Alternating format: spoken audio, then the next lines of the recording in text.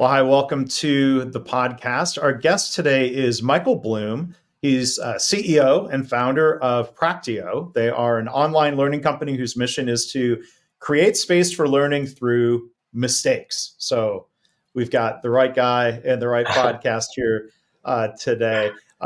Before leaving to run Praktio full time, Michael was the founding director of the Transactional Lab Clinic, an experiential program at the University of Michigan Law School. Michael's a co-author of two books on contracts, Contracts and Commercial Transactions, and Contracts, a Transactional Approach. He earned his JD from Yale Law School and earned his BA from the University of Michigan, where he studied American history. So, Michael, welcome to the podcast. How are you? Thank you. Thank you for having me. Doing well. How are you? I'm doing well. I think you're doing better than me a couple of days ago. Congrats to your Wolverines. Thank you. Appreciate that. It's a good time to be in Ann Arbor here this week. Yeah. And what's the old the old chant? It's great to be a Michigan Wolverine. Like that is a thing we've been saying out loud to anyone who will listen over the course of the past few weeks. Yes. I mean, it's better. I mean, my bias shows because I grew up not too far from the University of Michigan, and even though some might say it was a mistake, I didn't go to school there, but a lot of friends did. You know, I'm more familiar with the Michigan chants as opposed to what you might call the state down south that just like spelling the name of their state. Indeed. They put an extra emphasis on the word "the" there for some reason, but a podcast for a different day. I think they say "the." Yes, I wouldn't know. So we're both making mistakes here and alienating our Ohio State fan listeners. But let Michael gloat and enjoy his moment here. Indeed, a long time coming. Yeah. Well, congratulations. So we're going to talk about the company and the product and Praktio, and we got connected. I want to give a shout out to Jason Levin, previous guest on the podcast, who introduced me to Michael. And when I saw the tagline about make mistakes and learn from them, I thought we absolutely need to talk and do an episode together. But before we get into all of that, you know, as we normally do here, Michael, the key question to kick things off for real, what would you say is your favorite mistake? Yeah, so the one I have a few I'm sure I could bring, but the one I thought might be the most fun and one of my favorite mistakes kind of does speak to how it became, how make mistakes became such a central slogan and tenet and ethic around here. So when I first was starting what became Praktio, I was a clinical professor at Michigan Law School, and I was teaching this class that had my law students working a lot with contracts. And typically in law school, you take a class called contracts. No one sees a contract. You don't actually learn the practicalities of how to work with a contract.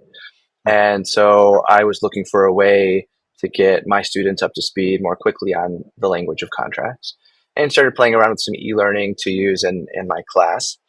And students are great guinea pigs, gave me wonderful feedback, and law firms started to get wind of what I was working on and wanted to start piloting this training in its form, about 10 years ago with some of their folks over there. Great, awesome opportunity. Was thrilled to do it. And so the mistake, this is all a big wind up to get to the mistake here, was not terribly intentional with how we put on these pilots. Was just thrilled to have the opportunity. We set up the users with accounts to the particular training. Firm set a deadline for when folks had to complete the training by, and then did their internal surveying and learned what folks thought. And to my shock and horror, a common refrain in that feedback was, "We do not appreciate being tested. I'm afraid the firm is ranking us. Why are you making us take tests?" Wow. And when I first read that, my reaction was like, what are these kids talking about? No one said anything about a test. Of course, this is not a test. So my mistake was, and then my second thought was, all right, but even though those are my thoughts, clearly this is a reaction that at least these users had, and it's the reaction we don't want them to have. Indeed, we want them to feel like this is a place where they can just learn and make mistakes.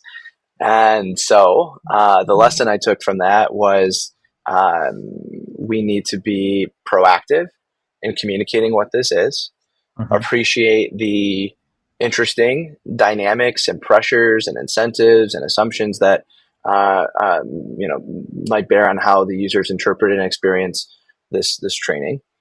And coming out of that experience was why we frame very loudly and explicitly that this is a place for them to make mistakes in the learning platform. We Mhm. decided as a matter of principle that we as a company will not share score data with any of our firm clients around these training tools because that's not what it's about.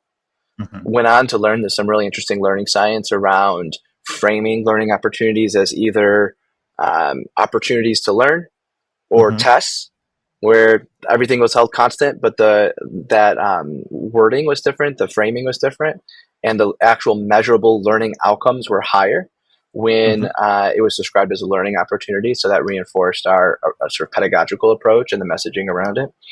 And so it's one of my favorite mistakes because it is sort of core to not who we are, because I think that was who we are before that, but to how we communicate that, how important it is for us to message that to the learners, how it's part of our, how we try to foster the learning experience that we think is important.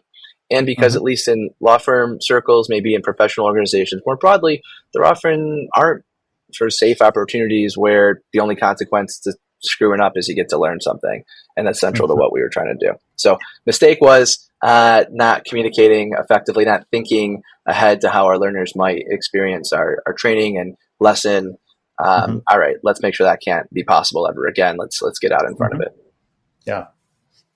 Well, Michael, I mean, that's a great story of learning from the mistake. I mean, that is part of the purpose of doing a pilot. Of let's learn something Yes. that we didn't know before we started. Yes. And I appreciate hearing your telling of the story of listening to the feedback instead of being defensive or saying, well, they're wrong. We don't need to change our approach. They're just overly sensitive, or they happen to work in environments that were doing a lot of ranking or maybe had a fear-based leadership culture. Yes. I mean, it seems like you took that feedback to heart. Yeah. I mean, I'll be honest. Oftentimes, whether with that example or any user feedback we get, I need to leave space for myself to be like, oh, these idiots, or oh, users, oh, they don't get right. Like, Mm-hmm. okay, I'll process that. I'm human, and I might have that first reaction. And then it's, all right, what do we do about this? Yeah. The fact of the matter is, maybe we have a certain percentage of users that do have that reaction, or do have that interpretation, or do have those pressures, or operate in those cultures, or whatever it might be. What is within our power to do about that? If we can, even if I like disagree with it or think it's the wrong, it doesn't matter, right? What's within our power to bring about the result we want for as many people as possible? And that Yeah. is sort of more of a, user experience mindset, more of a, software development and iterating over time mindset that is totally foreign, at least in my experience, to how I was trained as a lawyer or coming up in that professional sort of discipline. But it's been Mm-hmm. very freeing for me, where I can have my judgmental reactions, and that's fine personally, but it doesn't it's not relevant to our decision making. To what, Mm-hmm. given the world as it is, what can we do to bring about the result we're looking to bring about? So I don't want to get not fully mature. I still can have those immature reactions. Well, but so it's something to work on, right? And try to at Yeah, least minimize the immediate reaction type mistake, or at least say it to yourself and realize, okay, I'm saying that. Let me, like you said, give it some space before reacting or making too much of a judgment, right? exactly. Yeah. Um, I mean, it seems like in general, in a software company with a lot of products or services, you want to listen to the voice of the customer, you want to hear feedback. Then the challenge is when you get conflicting feedback. It Yes, seems like it could be a mistake to try to accept all feedback equally. I mean, at some point you've got to make a judgment 100%. call, you and your team, right? That's a critical point. It's interesting. So what helped me to get some perspective on that was actually being a classroom teacher, because early on, you get your evaluations at the end of the quarter or the semester. And early on, it's, I got to be responsive to everything. And then you swing the pendulum the other way the next quarter or semester. And then you get feedback that's totally on the other side of the spectrum. And you can keep, flapping in the wind for all time, or you can let me be a little less jittery in reacting. Let me be open to the feedback, process it, wait till we have enough data where we can make a decision based on based on that as to what, if anything, we ought to do. And so that was a lesson I learned over the years, teaching and responding to feedback in that context. And, we now have folks on our team at Praktio who are user experience designers in training and trade, and can run those processes and help give me perspective on that as well. But we tend to be of a like-minded thing, coming from very different perspectives, but appreciating, yes, you can absolutely overreact too quickly to feedback with the best interests, in mind, wanting to be responsive, but, realizing different folks out there will have different experiences, perspectives, and such. Yeah. Yeah. And remind me, what year did you get started with Praktio then formally as a business? 2000, I want to say 2014, I believe, is when we incorporated as an actual company. It was sort of this hobby project of mine while I was teaching at the law school at Michigan. And then 2018 was when I decided to jump in with both feet and leave the law school and do this full time. Yeah. And that's a big leap. But did you feel like from those years, 4 or so years prior, plus the early experiments, how confident did you feel about making that leap? Or kind of one, Yes. we talked to people on the podcast about different career mistakes. I'm certainly not implying you've made a mistake, but the fear of like, am I making a mistake, and what happens if it is a mistake? Do you remember some of your thought process around that? Definitely. Um, so what drove me to take that leap at that point? So still a wimpy lawyer at heart, and really liked my day job. And it wasn't like I was looking to leave. It was a combination of things. It was one, and this could be a whole other mistake saga to talk through. Uh, Collected enough feedback over the years that I completely agreed with, and either it was impossible to address it given the limitations of software that I was using, or it was possible but extremely cumbersome because of some of the weird workaround brute forcey things we were doing in that software to sort of will into existence some of the training that we had created or I had created in it. So I had sort of this pent up, we call it frustration or backlog of things that didn't seem like we were going to be able to get to if I was not more focused on this. And an early attempt of trying to address that, we figured let's build our own software platform. We have enough traction to invest in this. Hired a software development shop to build the first version of that. And this is where I was alluding to the mistake. That project went all kinds of sideways and in all the sort of textbook ways that trying to build a big software project for the first time can go. Happy to talk about that more. But it became clear to me, is the main takeaway here, that if I wanted this to become what I wanted it to become, I was going to need to focus on it full time, and it needed to be more than my little hobby side gig that I'm spending a little bit of time on here and there. That, coupled with more positively getting lots of traction, was making enough revenue that I wasn't worried about being able to eat or pay the mortgage or what have you. So I was able to develop it to the point where I proved the market fit, at least to myself, proved the viability to myself, and it felt there's still risk, of course, but secure enough in making that leap after a few years of paying customers that returned back year over year. Yeah. So it sounds like that risk was mitigated, or at least it seemed like Yes, a reasonable, well-educated risk as opposed to a leap. Yeah. that's right. Yeah. I'm going to ask a question. might be hard to answer because we ask you to generalize, and that's kind of Yeah. an unfair question. But when you talk about, we're on the same page about, boy, if we frame mistakes as learning opportunities in the Yes. workplace, we're so much better off for it.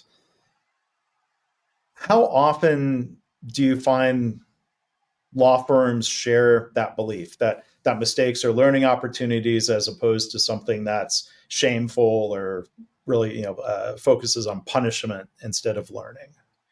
So another big reason why we come in hot and heavy with that "make mistakes" tagline is because it is counter cultural. We want to Mm-hmm. get folks like the hair going up on the back of their neck and make mistakes. Why is that? Like, we want to inspire that question, which is Yeah. always there's sort of always a hint or something stronger of skepticism when it's asked, and it gives us a great opportunity to explain our approach and such. So the premise of that is, there is hostility to mistakes, generally speaking, here in the legal profession. I think it's fair to say a profession full of perfectionists, myself included. I try to reframe those instincts as great. So you want to improve, you want to get better. How do you do that? It's certainly Right. not by ignoring the mistakes that you make and Right. sweeping them under the rug or pretending like they don't exist because they're too horrifying to look in the eye. Right. But no, there is um, a culture that's antagonistic to mistakes. I'll say though, at least my experience and what I hear from others is that generally, especially starting out early on in the game, if senior attorneys sense that the more junior attorneys are working, are well intentioned, when they make mistakes, if so long as they are open to the feedback, the juniors are open to the feedback, so long as they do what they need to do to avoid making those mistakes, it's that repeated mistake that really will start to irk people. There's, Right. generally speaking, among most reasonable people at law firms, some fair leniency around that. Again, they don't use these words, and they might be a bit more, I don't know, might not be so soft and comforting around it, but generally there Yeah. is, I think, an understanding that folks don't know what they're doing when they first start out. Of course, they are going to make mistakes. They might be frustrating, but so long as you are taking it in stride, implementing the lesson, not just wasting my time making the same mistake over and over again after we've gone over it, fine, understood, part of the process. Mm-hmm. Yeah. And I think having an environment that does treat mistakes as learning opportunities allows us to then learn and prevent and reduce the number of mistakes that are Exactly. happening over time. And I think That's right. it's, it seems like it can be counterintuitive to people. We're like, well, the other line of thinking that I hear articulated sometimes is, well, we have to punish mistakes, otherwise we're giving permission for people to make more. I'm like, I don't think Yes. that's really how it works. What do you think? And at least in the legal profession, you better believe, for better or worse, often worse, if they any lawyer who makes a mistake is horrified about it. It's Right. sort of that pit in the stomach. It's going to sit with them. If you ever look on like the Big Law subreddit or on this app called Fishbowl, every week there will be a first year associate that posts like, "I made a mistake. What do you do? Hey, can you all tell me the terrible mistakes you made as first years so I can feel better?" And it's just a Mm-hmm. common thing, right? So they're punishing themselves enough, which I'm not celebrating Mm-hmm. that. And I don't think we need to further disincentivize mistakes to cause them not to happen. Rather, we need to acknowledge they are part of the process. Of course, part of what we're trying to do at Praktio is create a space where folks can make as many of those mistakes in our platform instead of in real life. But of course, they're still going to make mistakes in real life. And what I was Yeah. teaching in the clinical capacity, and I don't think I invented this, I'm pretty sure it's a common framing, don't lose twice or don't make the second mistake, right? What a great opportunity to learn something and get value out of the mistake if you're just going to be horrified or ignore it or what have you because it's too terrible to own. Then you're making another mistake to not get that value, get that lesson out of it, and that's a way to kind of tap into the mindset that they might already have. Yeah. So let's talk a little bit more about the Praktio product and the training approach. This idea of making mistakes in a safe environment. Yep. How much of it is training, or is is it in a way like you think of aviation? They have flight simulators. I love it. Healthcare increasingly uses simulation settings, far more complex and integrated than you and I might have done CPR training on the CPR dummy. Like that's a Yes. simulator. That's a very, Yep. very simple simulator. I think there's a lot to celebrate about using simulators, making mistakes in a safe environment. Is the Praktio product in a way a simulator? Yes. Yeah. I love those analogies. We use them too. And that's the idea. A lot of our approach is to train through activities that feel realistic to the work, except unlike, unfortunately, often in real life, in our platform, you're getting immediate feedback on every single thing that you do along the way. But we try to both increase learner engagement by situating the learning activities in things that feel realistic, that feel familiar to them. Lawyers, very skeptical audience. If training looks like something that's not applicable to them, they're looking sort of for any excuse to discount it and say it's not applicable to them. So we want it to feel realistic, so they are more likely to be engaged. And also, it's more clear to them how to transfer those lessons into practice because they are practicing doing that work in something that feels quite similar to it. So, for example, we have a training on doing due diligence when lawyers at big firms, junior lawyers at big firms are involved in a big diligence process for, say, their clients looking to acquire a company and they want to review all these documents at that company. Those websites look a certain way. They're called online data rooms. We built in our platform something that mimics what those online data rooms look like. And then when they click into a document to review it, now they're looking at a diligence chart that looks a lot like what that work product looks like in real life. And they are filling it out in our system, again, much the same way they would in real life. It's multiple choice. With each choice, it populates the relevant fields.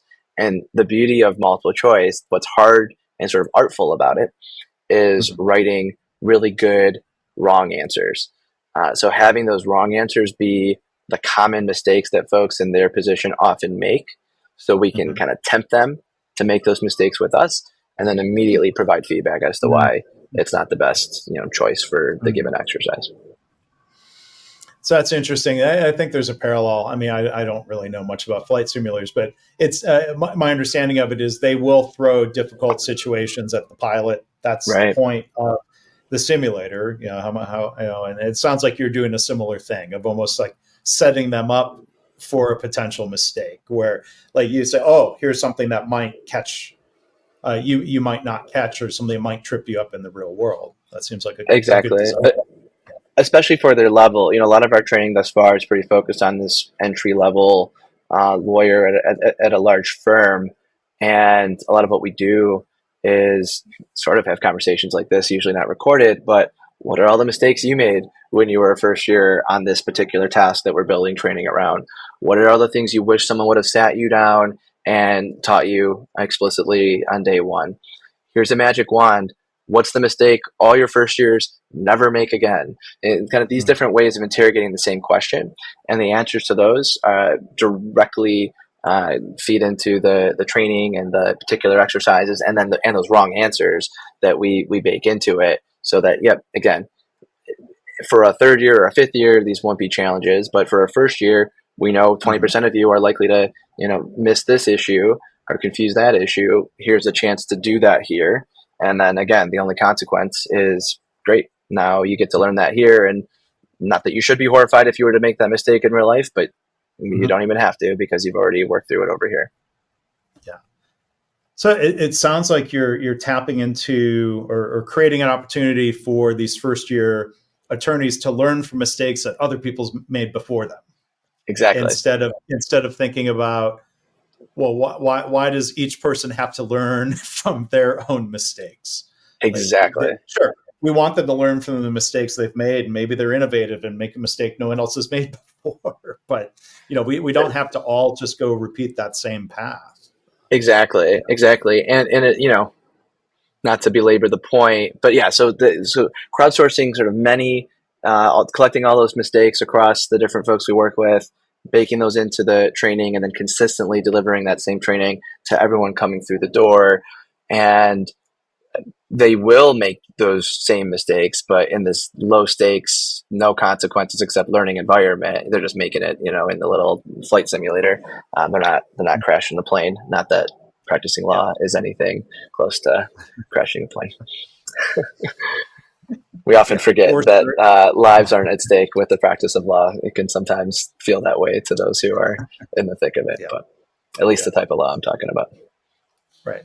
What are so I was curious. You talk about common mistakes or bad mistakes, or I don't know. Are there any kind of funny, seminal stories from the field of contracts of like, just some particularly in some way hilarious contract mistake that nobody else wants to make? Yeah, I mean, hilarious in contracts don't always find themselves in the same sentence, but there definitely are different stories of, and these are the things that actually will perk up the lawyer's attention when I'm giving trainings or what have you. The missing comma that actually caused the $10 billion lawsuit to go this way or that way, and so in a vacuum it can feel pretty dry, or maybe who cares. But if you can show how it actually mattered, then that's a way, again, to get learner engagement. Here's why this should matter to you. Here's the consequence of this. And now let's work through, how to think about that comma issue or whatever it might be.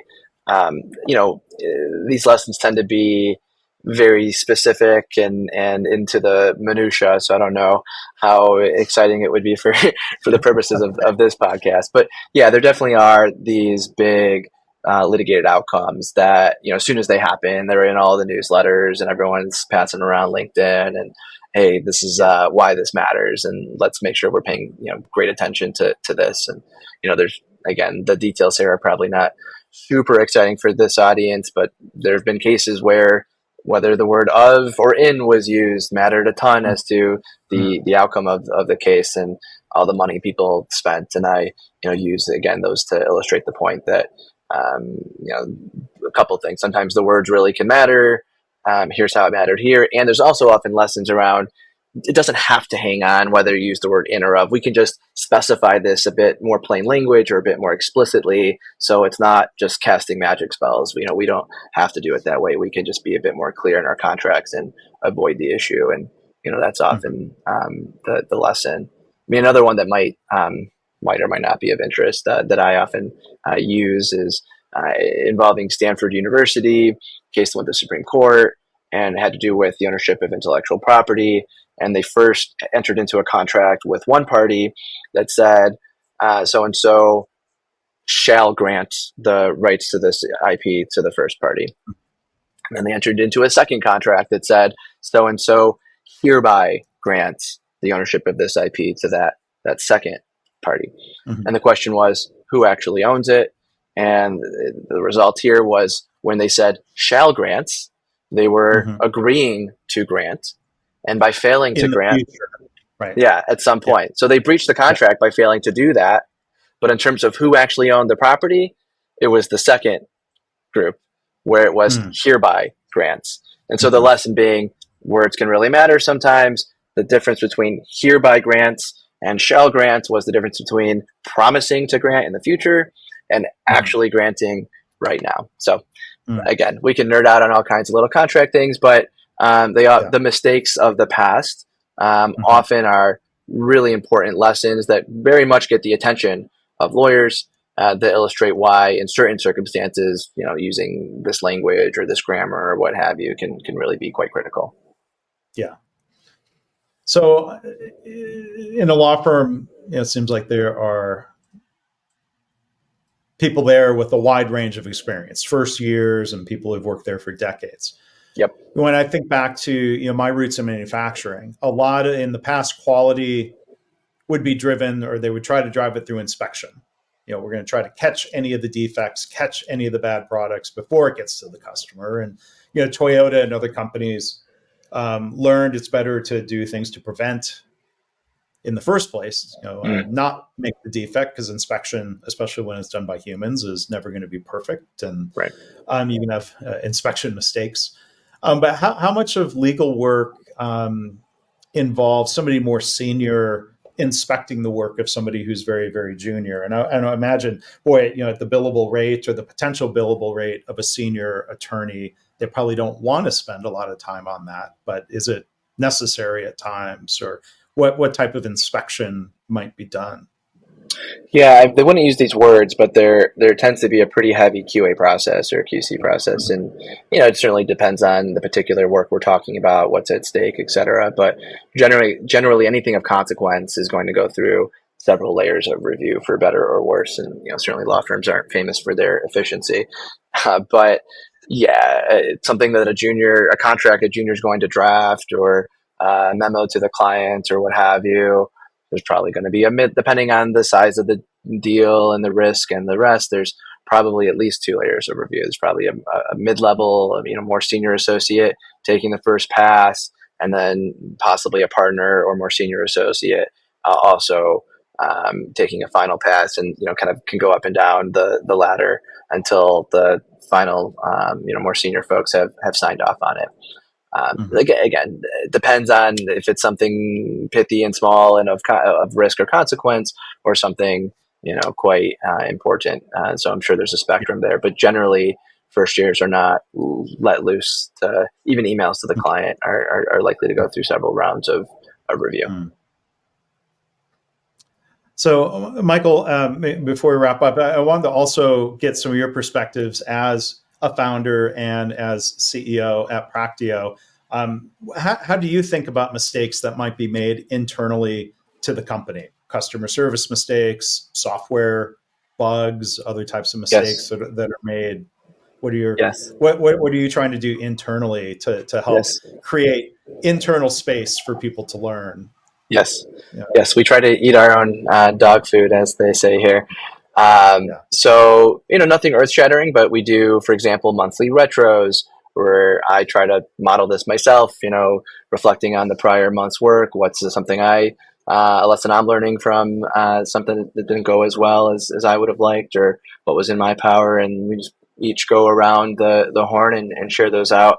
It's not airing of you're not like falling on the sword or taking our lumps or anything. It's really with an eye toward lessons, things we want to do differently going forward, whether it's just for one of us personally, or a process we ought to implement, or whatever the right thing is. And we discussed this as a group, and it's actually informed a little bit by something we used to do, or maybe I'm sure they still do it, but when I was a clinical professor in Michigan, we'd call them case rounds. So every month, someone would bring in sort of a gnarly problem in their clinic, supervising students or whatever isn't going how they'd want.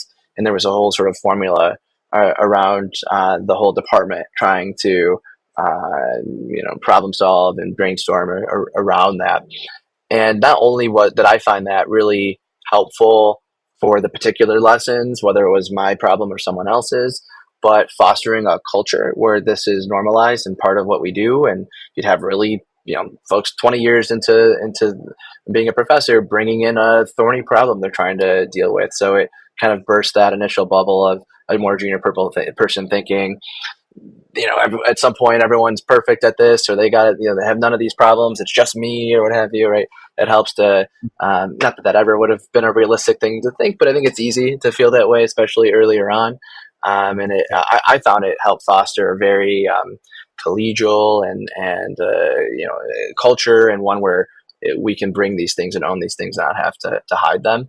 And so something, in our own way, tried to emulate here in that more formal way of having an end of the month meeting each time, but also then, more on the spot when, something's not going right for any of us, bringing in the right people. And again, it's never really about blame or, apologies. It's about what's the lesson, how do we mitigate the issue? How do we solve it going forward? And just having our eye on that prize throughout whatever it is we're working on. Yeah, that's great. That's really great. Maybe one other final question.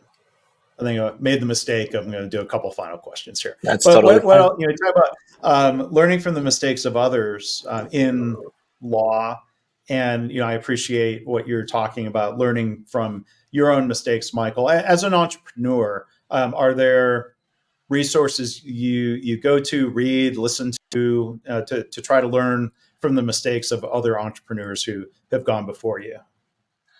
I'll say one of the first things that comes to mind and that I listened to when I first was starting out. I don't know if you listen to this. I don't know. I don't think it still exists, but there used to be a podcast. I think it was called The Startup, and Mm-hmm. it was about the formation. It was very meta about a podcasting company that became Gimlet Media that I think Shopify has since Yeah. acquired or something like that. But it Yes. was this founder starting a podcasting company, and the first podcast was about founding the podcasting company, and it was Yeah. very vulnerable, and it was very, or at least it seemed. I mean, I guess I don't know, but it seemed like we really were able to follow along through all the mistakes and all the lessons, and I found that incredibly helpful. And again, realizing, all right, people go through these, troughs of sadness, whatever they call it, and the sort of founder's journey, and it was helpful in commiserating there. And even there was one episode where I brought it into my classroom as a teaching tool because it was about the founder, the podcast host, not listening effectively to his employees. And because Mm-hmm. he was recording for the podcast and listened back to it, he was sort of horrified at hearing himself and hearing Mm-hmm. himself not listening. He thought he was at the time, but getting that different perspective on it, he was able to totally appreciate where his employee was coming from and how in the moment he was completely missing it. And I bring that into my class for on a session on listening effectively. And again, everything's sort of meta here, showing Yeah. how we don't always come off the way we think we're coming off, how the exercise of reflecting can help us to see things differently the way this guy was, and being open and honest and vulnerable, at least with yourself. You don't have to publish it to the whole world, but to see and hear things you might otherwise miss, so that in this case you can be the leader or the boss or whatever it is that you want to be, because realizing, we only have our own subjective experience in the moment, and of course it's not going to be complete or from every perspective. That was one. Again, I haven't listened. I don't know if it's still around, but I found that very helpful early on in a multitude of ways. Beyond that, I mean, more recently, I really enjoy Adam Grant's podcast, but again, I'm sure I'm one of many in that regard. And then more specifically, I have these little growing communities that are more in niche to my space. So we started this group of professional development vendors or providers that work with law firms, and we have our own community where we meet monthly, share notes, ask questions. We have a Mighty Networks community that we can asynchronously communicate in, and other lawyer entrepreneurs groups Mm-hmm. on WhatsApp and what have you. So these more sort of curated communities that are tighter to the space that I'm in. Okay. Well, cool. Thanks. Thanks for sharing that. So we've been joined today, Michael Bloom, founder and CEO of Praktio. I'll make sure there are links in the show notes to the company and to more information about Michael. So thanks again to Jason for making the connection. Definitely not a mistake on his part. I didn't think it would be. And Michael, really great to have you as a guest here today. Thank you. Same here. Thank you so much, Mark. Really enjoyed the conversation. Okay. Thanks.